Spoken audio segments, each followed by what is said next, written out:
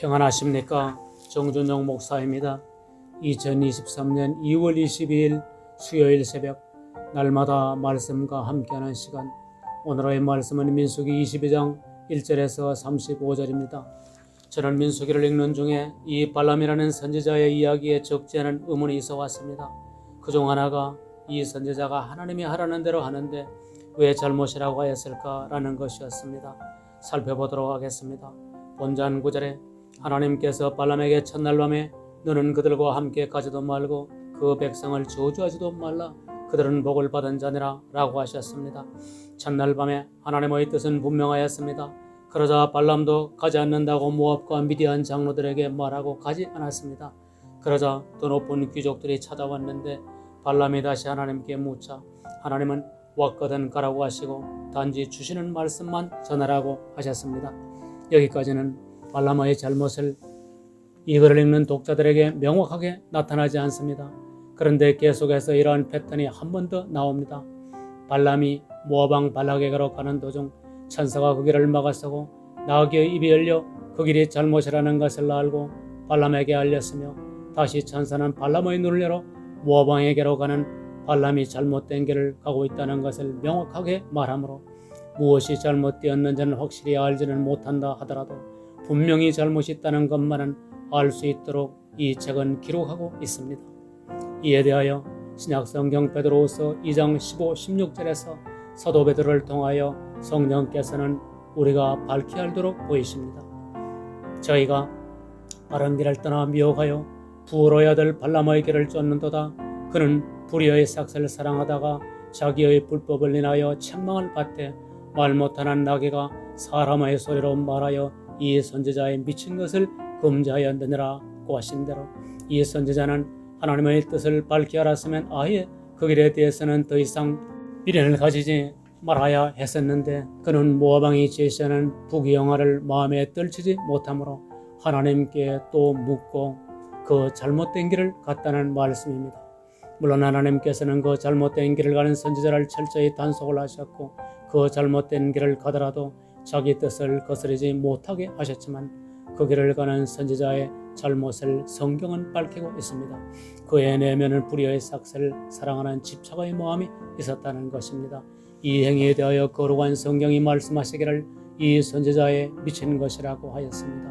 신명기 23장 4, 5절에서 메소포타미아의 부돌 사람 부오로의 아들 발람에게 뇌물을 주어 너희를 저주케 하려 하였으나 하신 말씀대로 이 선지자는 정당한 삭슬을 받은 것이 아닌 뇌물을 받았다는 것인데, 동일한 책인 신명기 16장 19절에서 너는 굳게 판단하지 말며 사람을 외모로 보지 말며 또 뇌물을 받지 말라.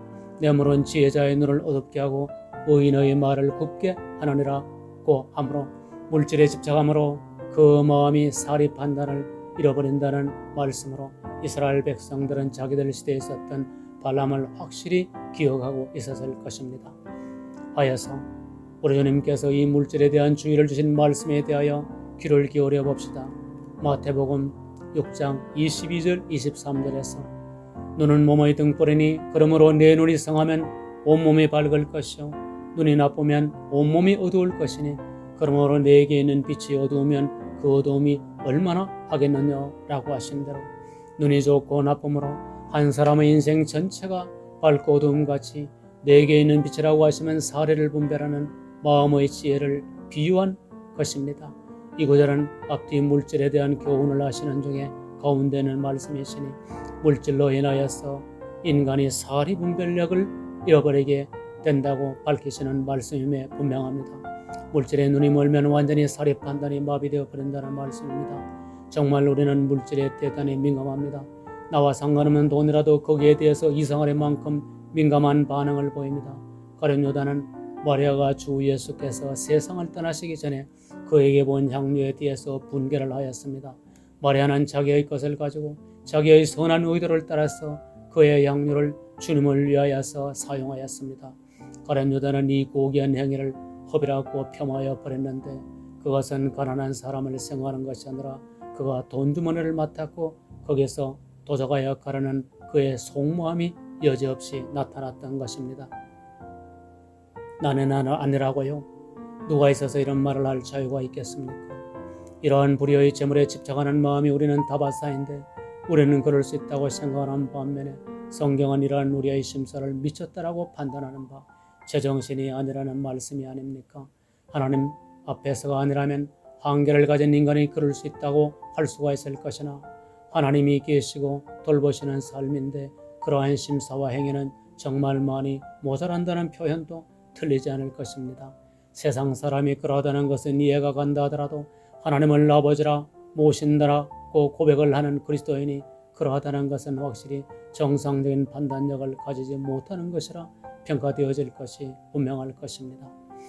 비단 물질뿐만이 아닐 것입니다. 우리 인간은 어딘가에 마음이 집착되어 버리면 전체를 보지 못하고 그 하나만을 생각하므로 결국 크게 잘못되어 버리게 됩니다. 예를 들어 사울왕은 자신의 권자의 목적이 하나님의 뜻을 수행하는 직분임을 망각해버린 이유가 자신의 보호자 자체를 지키려는 데 그 마음이 치중하여 버렸기 때문입니다.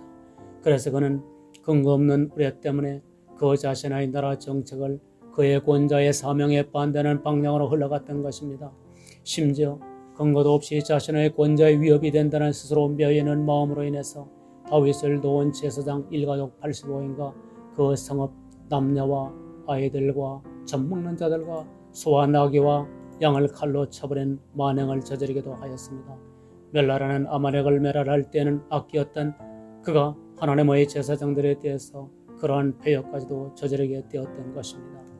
이스라엘 나라의 권자의 목적이 하나님의 성전일에 대한 보장이 되어야 하거늘 오히려 하나님의 성전의 일을 수행하는 제사장들을 살려야 했으니 사실상 하나님의 대적이 되어버린 셈이었습니다. 이처럼 하나님 이외에 무엇을 더 마음에 두면 우리의 삶의 향방은 무서운 방향으로 흘러갈 것입니다. 나는 그러지 않다고 하는 위인이 누가 있겠습니까? 섰다고 하는 자여 넘어질까 조심하라 하신 말씀대로 우리는 두려워하는 가운데 이에서 벗어나 오직 주님을 섬기는 데 초점을 두도록 경성하여 기도드려야 할 것입니다. 기도드리시겠습니다. 주님, 우리는 하나님 이외에 다른 것에 더 집착하는 마음이 항상 도사리고 있는 연약한 인생입니다. 주께서 은혜로 거두어 주시지 않으면 이 무서운 죄에서 자유할 수 없는 인생이 오니 주여 간구하옵나니 이 유혹에서 구하여 주시고 오직 주님을 섬기는 존잘한 삶을 살도록 도와주옵소서.